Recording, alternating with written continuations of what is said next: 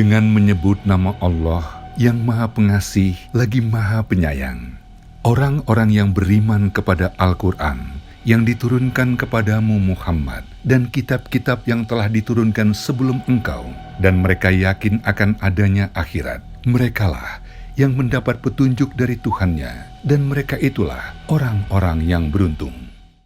Kemenangan adalah jika ditolong Allah.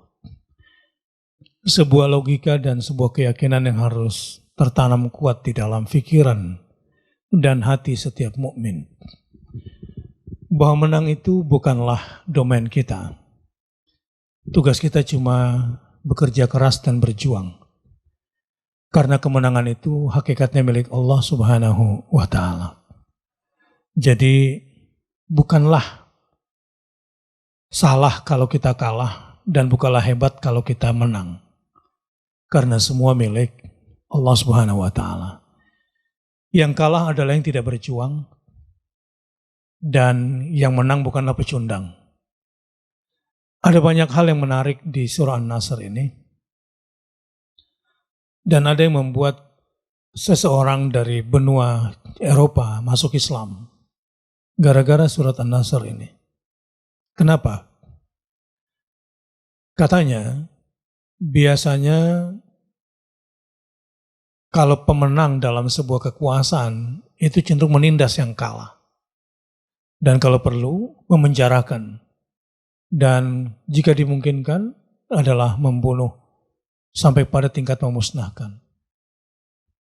Tetapi Islam tidak mengajarkan itu ketika menang. Jadi non-muslim di Eropa membaca surah An-Nasr. Sampailah di ujung ayat fasabbih bihamdi rabbika wastaghfirhu innahu kana tawwaba. Biasanya kan pemenang itu seperti saya katakan tadi, menindas, memenjarakan, mengusir, bahkan membunuh yang kalah. Tapi di sini Islam tidak mengajarkan itu. Mengajarkan fasabbih bihamdi rabbika wastaghfirhu innahu kana tawwaba. Maka bertasbihlah dengan memuji Tuhanmu dan memohon ampun atas dosa-dosamu. Sesungguhnya Allah Maha berulang-ulang menerima taubat. Jadi seakan-akan pemenang ini berdosa, kesannya bagi dia. Sehingga si pemenang diminta untuk bertasbih, memuji Allah, kemudian meminta ampun atas dosa-dosanya. Ini sudut pandang yang bagi non-muslim ini menarik dari surah An-Nasr. Akhirnya setelah dipelajari sejarah, dia pelajari doktrin-doktrin Islam yang sesungguhnya, akhirnya dia memilih Islam. Nah, kira-kira apa komennya Ustaz Dedan nih? Memang luar biasa ya. Surah ini benar tadi, innal muluka idza dakhalu qaryatan afsaduha wa ja'alu a'izzata ahliha adillah. Para raja itu, ini dalam surah An-Naml, ketika masuk ke sebuah kota, menjajahnya, maka melakukan penindasan. Apalagi mereka dalam keadaan kuat dan menjadi pemenang.